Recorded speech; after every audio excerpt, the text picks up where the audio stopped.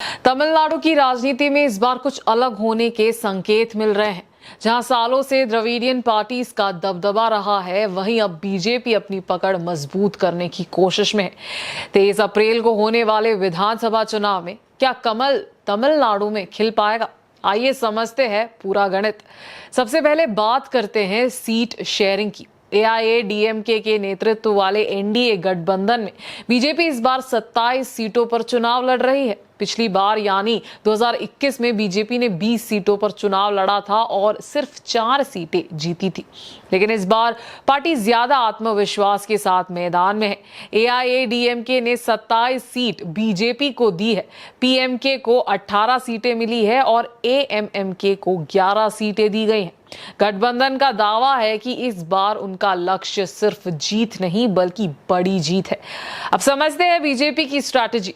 तमिलनाडु में बीजेपी का vote share पिछले लोकसभा चुनाव में करीब 11% तक पहुंच गया था। यही बढ़त पार्टी के लिए उम्मीद की किरण है। पार्टी खास तौर पर उन इलाकों पर फोकस कर रही है जहां उसकी पकड़ मजबूत हो रही है, जैसे कोयम्बतूर, ईरोड और कन्याकुमारी। इन क्षेत्रों में सांस्कृतिक और सामाजिक समीकरण बीजेपी के पक्ष में जाते दिख रहे हैं। 3 बड़े फैक्टर है।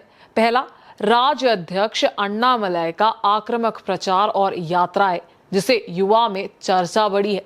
दूसरा, सत्ता विरोधी माहौल। बीजेपी लगातार सरकार पर भ्रष्टाचार और कानून व्यवस्था के मुद्दे उठा रही है।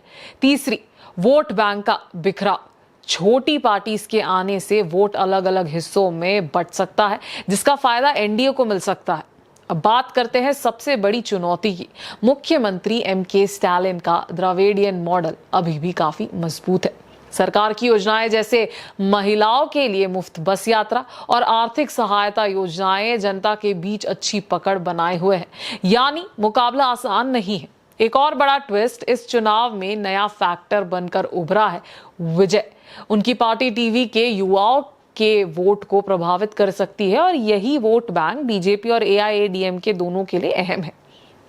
युवाओं की सोच में बदलाव है। शहरी इलाकों जैसे चेन्नई और मदुरई में जेनजी और युवा वोटर अब रोजगार और विकास के मुद्दों पर ध्यान दे रहे हैं। कुछ लोग राष्ट्रीय पार्टीज की तरफ झुकाव भी दिखा रहे हैं, लेकिन ये रुझान कितना बड़ा असरदार रहेगा ये अभी साफ नहीं है। बीजेपी का लक्ष्य इस बार सिर्फ 2 से 4 सीटें जीतना नहीं है। अगर पार्टी 10 से 12 सीटें भी जीत लेती है तो इसे तमिलनाडु की राजनीति में बड़ा बदलाव माना जाएगा। और अगर गठबंधन मजबूत प्रदर्शन करता है तो एनडीए किंग मेकर की भूमिका में भी आ सकता है।